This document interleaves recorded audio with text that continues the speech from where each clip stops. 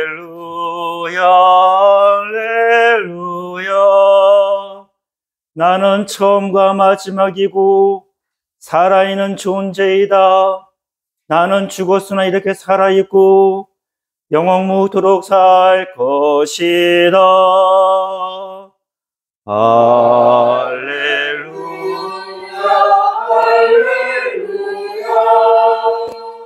주님께서 여러분과 함께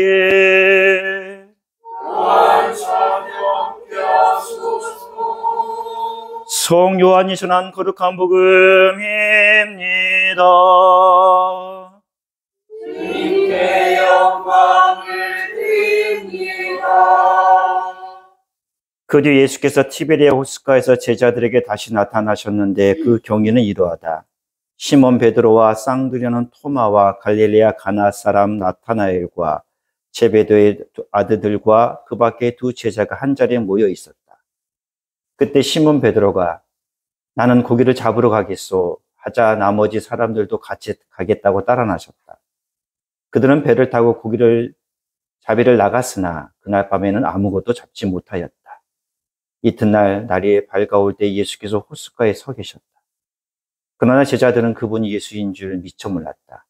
예수께서 얘들아 물 좀 잡았느냐 하고 물으시자 그들은 아무것도 못 잡았습니다 하고 대답하였다. 그물을 배 오른편에 던져보아라. 그러면 고기가 잡힐 것이다. 그들이 예수께서 이르신 대로 그물을 던졌더니 그물을 끌어올릴 수 없을 만큼 고기가 많이 걸려 있더라. 예수의 사랑을 받던 제자가 베드로에게 저분은 주님이십니다 하고 말하였다. 주님이시라는 말을 듣자 옷을 벗고 있던 시몬 베드로는 몸에 겉옷을 두르고 그냥 물속으로 뛰어들었다. 나머지 제자들은 고기가 잔뜩 걸려든 그물을 끌며 배를 저어 육지에 나왔다. 그들이 들어갔던 곳은 육지에서 100m쯤 밖에 떨어지지 않은 곳이었다. 그들이 육지에 올라와 보니 숯불이 있고 그 위에 생선이 놓여 있었다. 그리고 빵도 있었다. 예수께서 제자들에게 방금 잡은 고기를 몇 마리 가져오너라 하고 말씀하셨다. 시몬 베드로에게는 배에 가서 그물을 육지 끌어올렸다. 그물 속에 150마리나 53마리나 되는 큰 고기가 가득히 들어있었다. 그렇게 많은 고기가 들어있었는데도 그물은 터지지 않았다. 예수께서 그들에게 와서 아침을 들어라 하고 말씀하셨다. 제자들 중에 감히 당신은 누구십니까? 하고 묻는 사람이 없었다. 그분이 바로 주님이시라는 것이 분명했기 때문이다. 예수께서는 제자들이 가까이 오셔서 빵을 집어주시고 또 생선도 집어주셨다. 예수께서 부활하신 뒤 제자들에게 나타나신 것은 이번이 세 번째였다. 모두를 조반을 끝내자 예수께서 시몬 베드로에게 요한의 아들 시몬아, 내가 이 사람들이 나를 사랑하는 것보다 더 사랑하느냐 하고 물으셨다. 베드로가 예, 주님 아시는 바와 같이 저는 주님을 사랑합니다 하고 대답하자 예수께서는 내 어린 양들을 잘 돌보아라 하고 이르셨다. 예수께서 두 번째 요한의 아들 시몬아, 내가 나를 정말 사랑하느냐 하고 물으시자 예, 주님 아시는 바와 같이 저는 주님을 사랑합니다. 베드로가 이렇게 대답하자 예수께서는 내 양들을 잘 돌보아라 하고 이르셨다. 예수께서 세 번째로 요한의 아들 시몬아, 내가 나를 사랑하느냐 하고 물으시자 베드로는 세 번이나 예수께서 나를 사랑하느냐 하고 물으시는 바람에 마음이 슬퍼졌다. 그러나 주님께서는 모든 일을 다 알고 계십니다. 그러니 제가 주님을 사랑한다는 것을 모르실 리가 없습니다 하고 말하였다. 그러자 예수께서 내 양들을 잘 돌보아라 하고 분부하셨다. 이어서 정말 잘 들어두어라. 내가 젊었을 때에는 제 손으로 띠를 띠고 마음대로 돌아다닐 수 있었다. 그러나 이제 나이를 먹으면 그때는 팔을 벌리고 남이 와서 허리를 묶고 내가 원하지 않는 곳으로 끌고 갈 것이다 하고 말씀하셨다. 예수의 이 말씀은 베드로가 장차 어떻게 죽어서 하나님의 영광을 드러내게 될 것인가를 암시하신 말씀이었다. 이 말씀을 하신 뒤에 예수께서는 베드로에게 나를 따라라 하고 말씀하셨다. 주님의 복음입니다. 그리스도를 찬미합니다. 예, 자리에 편히 앉으셔도 되겠습니다.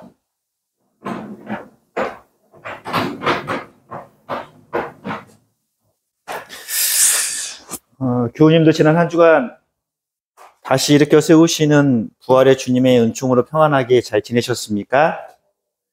네. 사람은 말과 행동, 사건의 기억이 아니라 추억을 먹고 산다는 말이 있습니다. 들어보셨죠?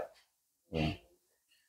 아주 오래전에 찍은 사진 한 장을 보면서 그때 참 좋았었는데 이런 이야기들을 하지 않습니까? 우리가 살아가는 세상은요, 삶은, 우리의 인간은 기억에 의지해서 살아가기보다는 추억으로 살아갑니다. 지난주 화요일에 우리 교회 어르신들과 봄나들이를 다녀왔습니다. 교수님 잘 알고 계시듯이요. 마지막 코스로 분포 성당을 방문했습니다. 제가 사흘 전에 관할 신부님에게 전화를 드렸거든요. 저희 송탄교회 신부인데 우리 교회 어르신들 모시고 한번 찾아뵈려고 합니다. 라고 말씀을 드렸더니요. 원래 지난주가 대전교구 신부님들은 부활 8일을 지키시고 부활 성자 수련회 가는 시간이기 때문에 신부님이 안 계실 걸 알고 있었거든요. 그래서 제가 전화를 드렸더니 성당 도착했더니 우리 신자장님께서 저희를 기다리고 계셨습니다.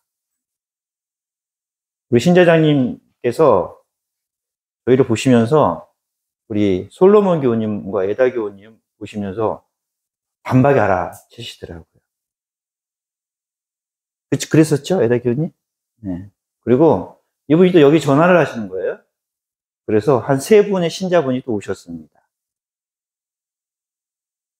그래서 우리 솔로몬 교우님과 에다 교우님 한참 동안 얘기하시더라고요.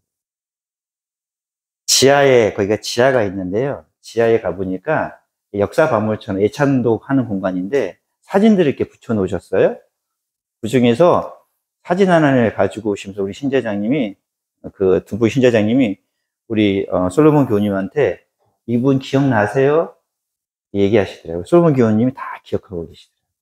한참 동안 얘기를 나누셨습니다. 그러면서 제가 거기서 처음 우리 솔로몬 교우님 부친이 다윗 교우님 맞으시죠? 예. 다윗 교우님 사진도 그 안에 있었습니다.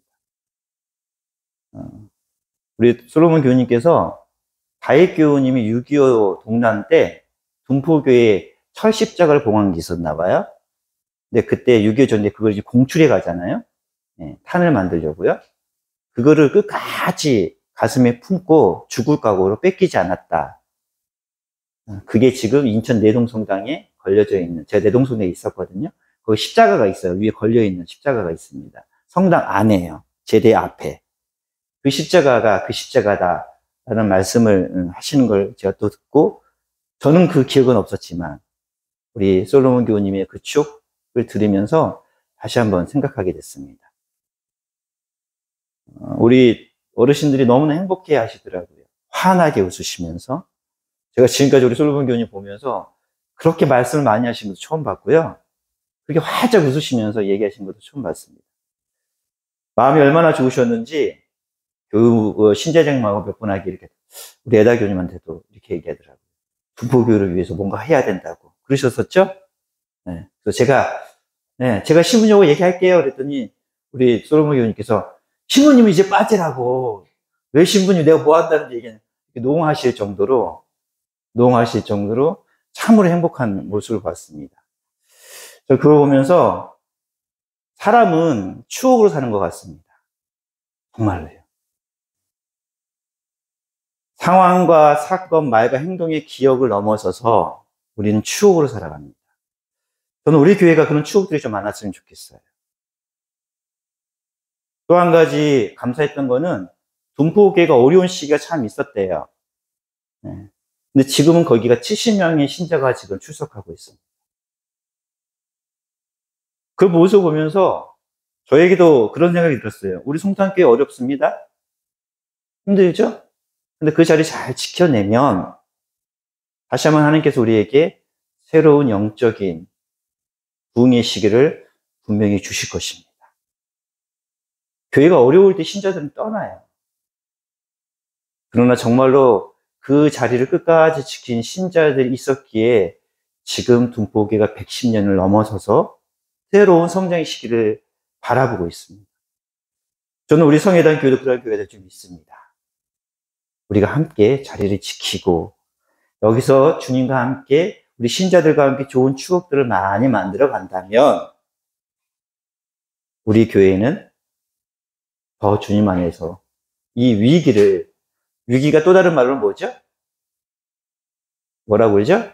기회라고 그러잖아요. 새로운 우리 교회의 성장의 기회로 삼게 될 줄 믿습니다. 화요일날 그런 시간들을 보내 정말 행복했습니다. 무엇보다도 우리 어르신들이 행복해하는 것을 보면서요, 제가 너무 기뻤습니다. 그래서 올 가을에 또 가기로 했습니다. 1년에 2번씩은 꼭 가겠다고 얘기했습니다. 사랑하는 교회 여러분, 아무것도 하지 않으면 아무 일도 일어나지 않습니다. 신앙도 마찬가지인 것 같아요. 우리가 믿음의 발걸음을 한 발짝 내디면 주님께서는 당신의 성령의 은총으로 우리와 함께 하시고 우리가 예상하지 못했던 놀라운 일들을 우리에게 선물로 주십니다. 그걸 저는 이번 한 주간 깊이 경험하였습니다. 솔로몬 교우님, 예다 교우님, 오늘 예순 교우님은 오늘 부모님 별세 기도가 있어서 인천으로 가셨는데요. 우리 교우님들 다시 한번 자리 잘 지켜주셔서 감사드립니다. 솔로몬 교우님 감사합니다. 더 건강하셨으면 좋겠습니다. 나의 주 나의 하나님 예수님 사랑합니다. 성부와 성자와 성령의 이름으로 말씀드립니다. 지난주에 제가 부활은 뭐라고 말씀드리셨죠? 다시 일으켜 세우시는 주님이라고 말씀드렸습니다. 죽었다 산 것이 부활의 진정한 의미는 아니라고 말씀드렸어요. 다시 일으켜 세우신 분, 그분이 부활의 주님이라고 말씀드렸습니다. 오늘은 그 부활의 주님께서 우리를 어떻게 다시 일으켜 세우시는가? 오늘 전례독서 말씀들에 나오는 사도 바울로 베드로에게 부활의 주님께서 하신 말씀과 행동을 상고하며 지금 여기에 우리를 일으켜 세우시는 부활의 주님의 만남이 있기를 소망하며 말씀을 나눕니다. 부활의 주님은 우리를 찾아오셔서 일으켜 세우십니다. 1독서 사도행전에는 사도 바울이 회심하기 전 사울이었을 때에 그런 예수님을 따르던 사람들을 종교 재판에 고발하고 때로는 직접 잡아 예루살렘 회당으로 끌고 가서 박해한 일에 전심을 다했던 사람입니다. 이때가 언제였냐면 AD 34년경이라고 합니다. 예수님께서 돌아가신 지 1년 정도 지났을 때입니다. 사울은요, 종교적으로 유대인 중에 유대인이었어요. 문하세 지파였었어요. 종교적 역시부는 그를 누구도 따라갈 자가 없었습니다. 그런데 예수님께서 십자가에 돌아가시고 부활하시고 승천하시고 난 이후에 예수님의 제자들과 따르던 여인들이 퍼져서 예수의 복음을, 그리스도의 복음을 전하자 예수를 믿는 사람이 생긴 거예요. 유대교 입장에서 유대교 순봉했던 사울은 이것이 못마땅했습니다. 그래서 예수를 믿는다는 사람들, 예수의 이야기를 하는 사람들을 잡아다가 박해한 일을 했던 거예요. 다마스쿠스로 가는 길에서 부활의 주님께 그를 찾아가십니다. 여러분 한번 생각해 보세요. 지금 사울은 뭐 하는 존재였어요? 예수를 박해하는 존재였습니다. 핍박하는 존재였어요. 그런데도 불구하고 부활의 주님께서는 그를 찾아가십니다. 지난주에 말씀드렸던 것처럼 유다인들은 무서워서 문을 모두 걷어 닫고 있다고 그랬잖아요. 그때도 예수께서는 찾아가셨어요. 부활을 의심하던 토마에게도 찾아가셨어요. 예수님께서는 예수님의 제자들뿐만 아니라 예수를 박해하는 사울도 찾아가셨어요. 또한 오늘 요한복음에는 예수님을 배반하고 티베리아 호숫가에 있던 제자들 베드로에게 찾아가십니다. 예수님을 배반하고 떠났던 베드로와 제자들은요, 그들이 원래 있었던 곳으로 돌아갑니다. 그것이 어디냐? 티베리아 호숫가입니다. 그들은 어부였어요. 그래서 베드로가 나는 고기를 잡으러 가겠어. 이 얘기는요, 어떤 의미냐면 나에게 삶의 희망이 없어라는 의미예요. 여러분, 저는 고향이 전라도거든요. 아주 시골이에요. 제가 시골에 다시 가서 살고 싶을 때는 제가 성공했을 때일까요? 실패했을 때일까요? 성공했을 때 가고 싶은 거잖아요. 그렇죠? 당당하게. 근데 지금 베드로는요, 실패한 자예요. 그가 고향으로 돌아간다는 건 뭐예요? 더 이상 삶의 희망이 없을 때라는 것입니다. 사람들의 조롱과 비난의 소리가 있었을 거예요. 야, 너 그렇게 예수를 쫓아다니더니, 예수의 제자라더니, 소문 다 났을 거예요. 너 예수가 그렇게 핍박받았다고 예수 3번이나 부인했다며 조롱과 비난의 그곳입니다. 그곳에 다시 가는 거예요. 근데 예수님께서 그곳에 찾아가십니다. 부활의 주님은 다시 우리께 세우시는 주님은 우리를 찾아오십니다. 우리가 그분을 찾기 전에 그분은 우리의 마음과 생각을 아시며 우리에게 찾아오세요. 너 어디 있느냐? 너 무엇하고 있느냐? 너 괜찮으냐? 하면서 찾아옵니다. 베드로와 제자들을 알고 있던 동네 사람들은 조롱하고 비난했지만 예수님께서는 부활의 주님은 너 괜찮니? 라고 물으십니다. 이렇게 찾아오시는 거예요. 부활의 주님은 우리를 찾아오십니다. 우리가 어떠한 처지에서 있든지, 우리 애가 어디에 있든지, 우리가 무엇을 하고 있든지, 어떤 상황으로 좌절과 낭망 속에 있든지 주님은 아무런 상관없습니다. 부활의 주님은 우리를 찾아오십니다. 시간도 공간도 제약도 없으십니다. 잃어버린 양 한 마리를 찾아 온 산과 온 들을 헤매이는 목자가 바로 부활의 주님입니다. 이 부활의 주님을 만나기 위해서 우리는 무엇을 해야 합니까? 그냥 그 자리에 있으면 됩니다. 뭐 특별할 게 없어요. 그냥 살아만 있으면 돼요. 여러분, 인파가 많은 곳에 어린아이를 데리고 가야 될 때가 있잖아요. 요즘엔 그런데 스마트폰으로 뭐 5살의 애도 스마트폰 갖고 있더라고요. 근데 조금만 그 전에만 보더라도 여러분 인파가 많을 때 아이들 데리고 갈 때 어떻게 하죠? 이런 얘기 꼭 하죠. 혹시라도 길을 잃어버리거든 엄마의 손을 있거든 어디 있으라? 그 자리에 그대로 있어라. 다른 말 안 하잖아요. 그렇죠? 그 자리에 그대로 있어. 그럼 누가 찾아간다는 거예요? 엄마가 내가 찾아갈게.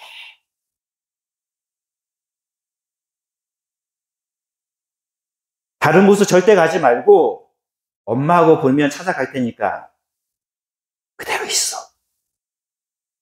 이렇게 말씀하는 것처럼 우리가 주님을 떠나 방황하고 있을 때라도 우리가 그 자리에 그대로 있다면 그는 부활의 주님께서 아가, 내 사랑하는 아가 하고 주님 우리의 이름을 부르며 찾아오십니다. 우리의 머리털까지 쓰시는 부활의 주님이 우리를 찾아오십니다. 그냥 계시면 돼요. 더 애쓰지 않으셔도 됩니다. 그냥 그 자리에 계십시오. 그러면 부활의 주님께서 우리를 아가 하고 찾아오실 것입니다. 두 번째로 부활의 주님은 말씀하시며 우리를 일으켜 세우시는 분입니다. 예수님을 핍박한 사울에게 부활의 주님이 이렇게 말씀하십니다. 사울아, 사울아, 내가 왜 나를 박해하느냐. 또한 제자들에게 말씀하십니다. 얘들아, 뭘 좀 잡았니? 와서 아침 먹어라. 베드로에게는 요한의 아들 시몬아, 내가 이 사람들이 나를 사랑하는 것보다 더 나를 사랑하느냐고 질문하십니다. 부활의 주님을 믿는 이들을 박해하는 사울에게도 주님을 말씀하신 분이십니다. 주님을 배반하고 죄책감과 실패한 인생으로 낙향한 베드로와 제자들에게도 말씀하시며 다시 일으켜 세우시는 분입니다. 당신을 박해하고 배반하며 떠났던 사울과 베드로, 제자들에게 책망과 질타가 아니라 넌 괜찮니? 무엇은 좀 먹고 사니? 내가 너를 잘 알고 있다. 라고 말씀하시며 우리를 일으켜 세우십니다. 우리의 잘못된 행동과 생각에 때로는 너 왜 그렇게 하니? 라고 말씀하실 때도 간혹 있으십니다. 그 말씀은 우리를 책망하고 질타하는 것이 아닙니다. 다시금 우리를 일으켜 세우시고자 하는 우리의 삶의 방향을 되돌리고자 하시는 사랑으로 우리에게 말씀하신 것입니다. 우리가 피해 도망치더라도 부활의 주님은 우리에게 오셔서 말씀하십니다. 그리고 다시 일으켜 세우십니다. 그래서 우리는 감사성찬 낼 때 이렇게 고백합니다. 주님, 한 말씀만 하소서 제 영혼이 곧 나으리이다. 우리가 인생길을 걸어가면서 때로는 절벽이 있다는 것이 있을 때가 있습니다. 실패할 절망 속에 한 치 앞을 몰라 불안할 때도 있습니다. 그때 부활의 주님 우리에게 말씀하십니다. 밥 먹자. 내가 너를 사랑하는 것 아지. 베드로에게 부활하신 예수께서는 3번에 걸쳐 말씀하십니다. 요한의 아들 시몬아, 내가 나를 사랑하느냐? 왜 3번에 걸쳐 말씀하셨을까요? 한 번이면 족할 텐데요. 그건 다름 아니라 베드로는 예수님 몇 번 부인했죠? 3번 부인했어요. 예수님께서 베드로에게 내가 나를 사랑하느냐, 이 사랑은요, 헬라어로는 사랑은 7가지가 있어요. 예수님께서 베드로에게 사랑하느냐 물으셨던 건 아가페 사랑이었습니다. 조건 없는 사랑이었어요. 근데 베드로가 대동한 건 필레오예요. 친구, 우정의 사랑이에요. 아가페 말고 다른 다 사랑들은요, 필레오, 그쵸? 에토스, 그쵸? 근데 남녀 간의 사랑 뭐라고 그러죠? 에로스. 이런 모든 사랑들은 다 사랑은 조건이 있고 상황이 있고 이유가 있어요. 근데 예수님께서 3번에 걸쳐 물으셨던 거는 베드로가 전에는 예수님을 따랐던 것이 상황과 조건 때문이었는데 이제 부활하신 주님께서는 베드로에게 찾아가 말씀하십니다. 이제는 너가 나를 사랑하는 것이 무엇을 이루기 위한 것이 아니라 나를 통해서 무엇을 얻고자 하는 것이 아니라 내 왼편에 서고 싶은 것이 아니라 아무 조건 없이 내가 너를 사랑한 것처럼 너도 나를 사랑하느냐라고 물으시는 것입니다. 그때 베드로가 뭐라고 얘기하죠? 주님께서 하십니다. 사랑하는 교회 여러분, 주님은 우리에게 찾아오셔서 말씀하십니다. 그런데 여러분, 솔직히 여러분의 가슴에 손을 놓고 한번 생각해 보십시오. 우리는 지금 찾아오신 주님을 얼만큼 자주 만나셨습니까?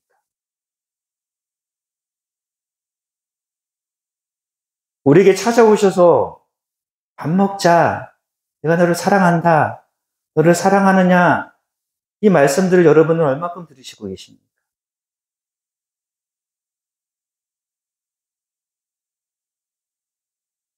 여러분 누구를 찾아 성당에서 신앙생활 하십니까? 우리는 무슨 소리를 들으려고 이 성당에서 신앙생활 하십니까?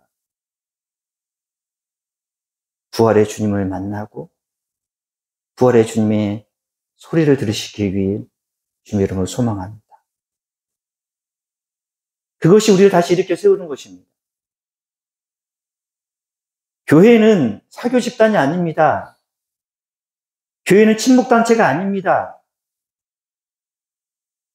교회는 이걸 듣는 거예요. 이분을 만나는 거예요. 이것이 교회입니다. 오늘 시편 기자는 이렇게 고백하지 않습니까? 그분은 우리의 소리를 들으시고 병든 몸을 고치시며 상한 심령을 회복시키십니다. 우리의 부활의 주님께서 우리를 다시 일으켜 세우시도록 우리 다른 데로 움직이지 말고 다른 것에 마음 두지 말고 다른 소리에 귀 기울이지 말고 우리에게 찾아오시는 주님을 주목했으면 좋겠습니다. 우리에게 말씀하시는 주님의 그 소리를 더 들었으면 좋겠습니다. 그것을 통해 우리는 다시 일어설 수 있기 때문입니다. 주님 한 말씀만 하소서. 주여 제가 여기 있나이다. 한 말씀만 하소서. 그리고 주님께서 우리에게 너는 나를 사랑하느냐? 라고 질문하신다면 우리도 베드로처럼 대답합시다. 주님께서는 모든 일을 다 알고 계십니다. 그러니 제가 주님을 사랑하는 것을 모르실 리가 없습니다. 성부와 성자와 성령에 의지하여 말씀드렸습니다. 아멘.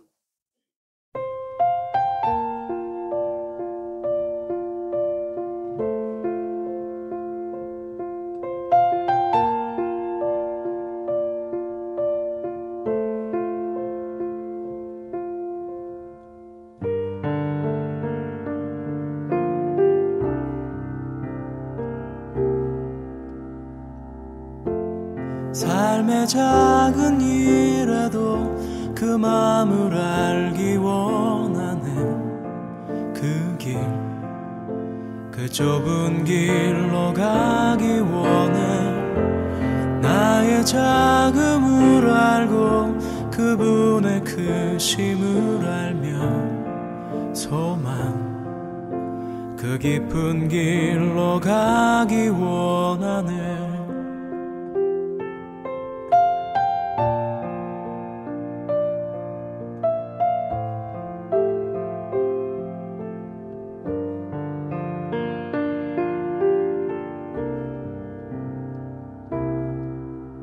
저 높이 솟은 산이 되기보다 여기 오름직한 동산이 되길, 내가 아는 길만 비추기보다는 누군가의 길을 비춰준다면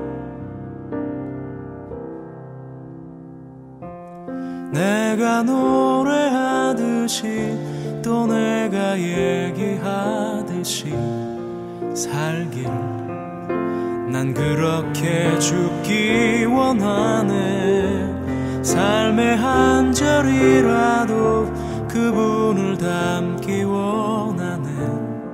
사랑, 그 높은 길로 가기 원하네.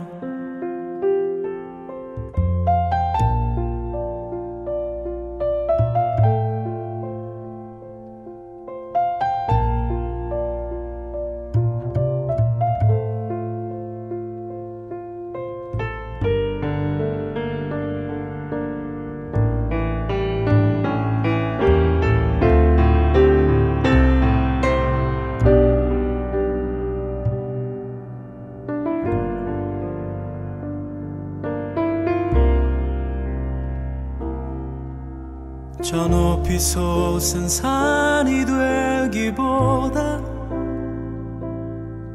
여기 오름직한 동산이 되길, 내가 아는 길만 비추기보다는 누군가의 길을 비춰준다면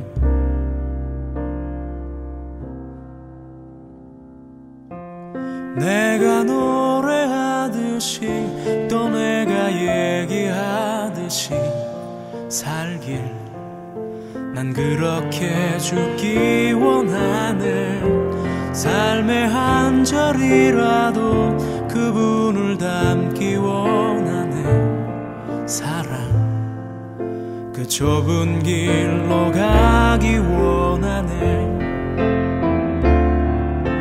그 깊은 길로 가기 원하네. 그 높은 길로 가기 원하네.